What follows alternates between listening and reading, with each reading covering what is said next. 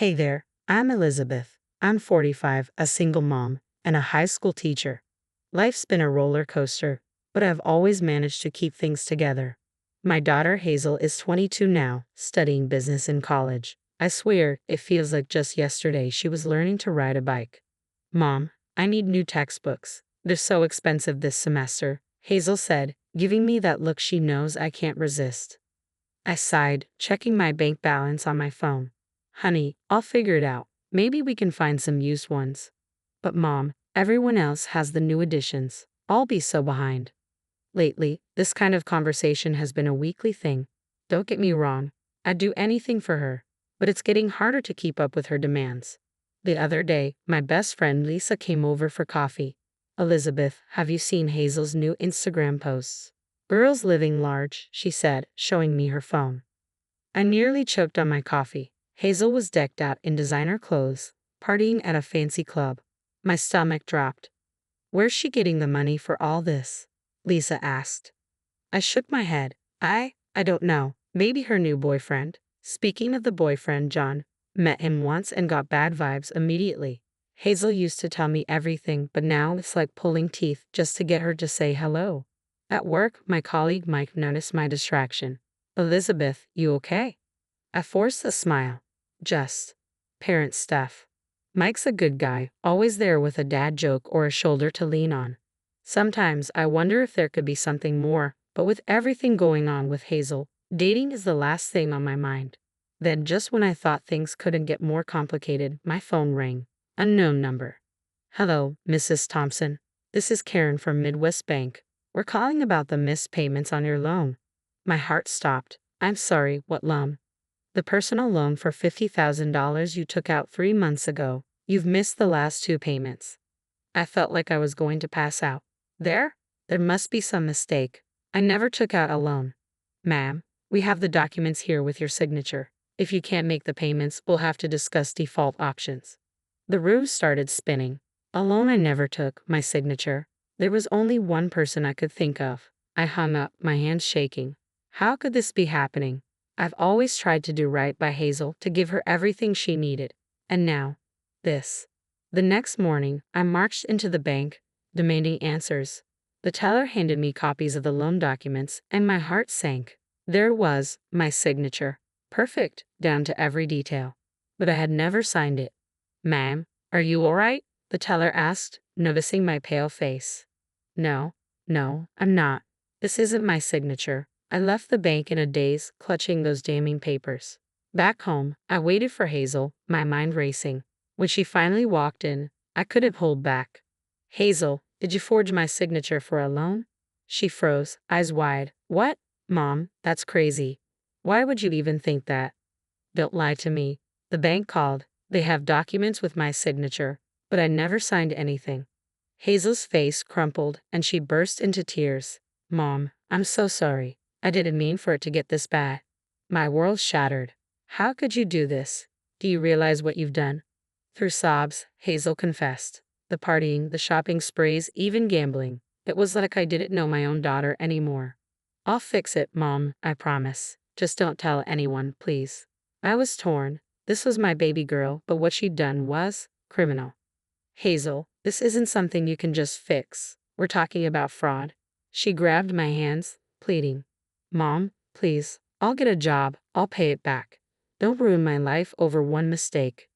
One mistake? This was a calculated series of actions. But looking at her tear-stained face, I wavered.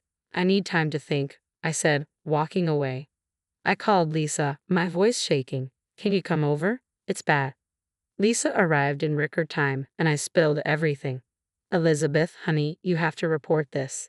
This isn't just about the money. She committed a crime. But she's my daughter. How can I turn her in?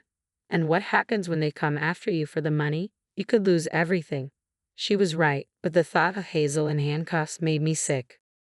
The next day at work, I was a mess. Mike cornered me in the teacher's lounge. Elizabeth, what's going on? You look like you haven't slept in days. I broke down, telling him everything. His face hardened. Elizabeth, I know she's your daughter, but you can't protect her from this. She needs to face the consequences. I nodded, knowing what I had to do. That evening, I sat Hazel down. This is your last chance. Tell me everything, and we'll figure out how to make this right. Hazel's eyes lit up with hope. Really? Oh, Mom, thank you. I promise I'll fix everything. We spent hours going over her spending, the full extent of the loan, everything. It was worse than I thought, but Hazel seemed genuinely remorseful, promising to get a job and pay it all back. I'll start looking for work tomorrow, she said, hugging me tightly. I wanted to believe her. God, I wanted to believe her so badly. But something in my gut told me this wasn't over. The next morning, Hazel was gone. Her room was empty, closet cleared out. On her bed was a note. I'm sorry, Mom. I can't face this. I love you. I collapsed to the floor, the note crumpling in my fists. My own daughter had run away, leaving me to face the mess she'd made. Sitting there, surrounded by the remnants of Hazel's life, I realized the true betrayal wasn't just the forced loan. It was the shattering of trust between a mother and daughter. With shaking hands, I picked up my phone, knowing the call I was about to make would change everything. But I had no choice. It was time to face the music, even if it meant losing my daughter in the process. I was in the middle of teaching algebra when it happened. The classroom door burst open, and 2 officers walked in. Elizabeth Thompson. Yes, that's me. What's going on? You're under arrest for fraud and identity theft. The students gasped. I felt the blood drain from my face as they cuffed me right there in front of everyone. The walk through the school corridors was excruciating. Colleagues stared, some in disbelief, others in judgment. The jail cell was cold and lonely. I sat there, replaying every moment with Hazel, wondering where I went wrong. The betrayal cut deep, leaving me raw and broken. Elizabeth, you've got a visitor. It was Mike, looking worried but determined. I've hired a lawyer for you. We're going to fight this. Mike, I can't afford. Don't worry about that now. We need to get you out of here. The investigation was brutal. They dug into every aspect of my life, revealing things about Hazel I never knew. Casino receipts, maxed out credit cards, a trail of lies that made me sick to my stomach. Your daughter has a serious gambling problem, Mrs. Thompson, the detective said, his voice cold. I lost my job, 20 years of teaching gone in an instant. The school board couldn't risk the scandal. Lisa was my rock through it all. She took care of my house, gathered evidence, and kept me sane during those long nights in jail. We'll get through this, Elizabeth, I promise. But Hazel and her boyfriend, John, had vanished, no calls, no messages. I was left alone to face the consequences of her actions. One night, lying on the hard jail cot, I hit rock bottom. I cried until I had no tears left, wondering if I'd failed as a mother, if this was all my fault. Then, a breakthrough. Security footage from a bank showed Hazel, clear as day, forging my signature. It was the evidence we needed. The day it was released, reporters swarmed me, cameras flashed, questions flew. My reputation was in tatters, but I was free. It was time to rebuild. Starting over at 45 isn't easy. I took whatever jobs I could find. Waitressing, tutoring, even walking dogs. More coffee, hon? I'd ask, swallowing my pride as I refilled cups at the local diner. Slowly, the truth spread. People who had judged me began to see the real story.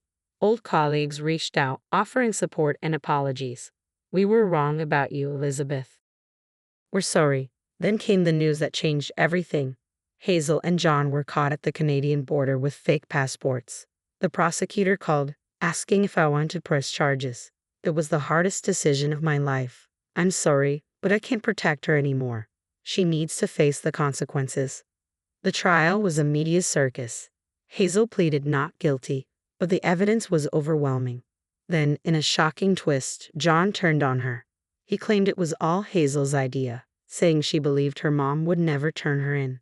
Hazel's face crumpled, betrayed by the very person she had chosen over me. The judge's gavel came down hard. Hazel, 5 years. John, 18 months with a plea deal. When it was my turn to speak, I stood tall, facing my daughter for the first time in months.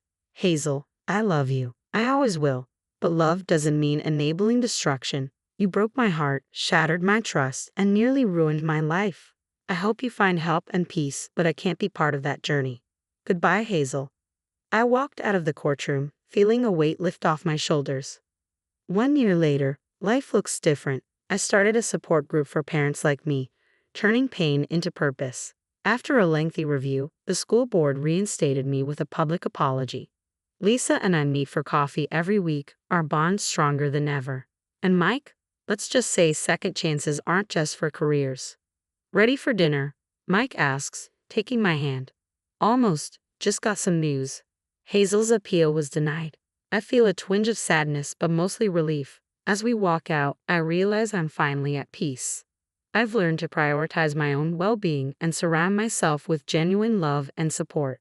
Life threw me one hell of a curveball, but I'm still standing, stronger, wiser, and ready for whatever comes next. The toxic people in my life are gone, and I've found my own kind of justice, the peace that comes from letting go and moving forward. The story you've just heard is over, but the conversation is just beginning. So now, I want to ask you something that cuts to the heart of this tale. If you were in my shoes, would you have turned your own child in, knowing it could mean years in prison, or would you have tried to protect them, even at the cost of your own freedom and reputation? It's not an easy question, is it? Hazel is my daughter, my flesh and blood. The instinct to protect your child is one of the strongest forces we have as parents. But on the other hand, her actions were deliberate, repeated, and caused immense harm. She betrayed my trust in the worst possible way. What do you think is the right thing to do in a situation like this? Where do we draw the line between parental love and personal responsibility? Is there a point where tough love becomes the only way forward? I'd love to hear your thoughts in the comments below.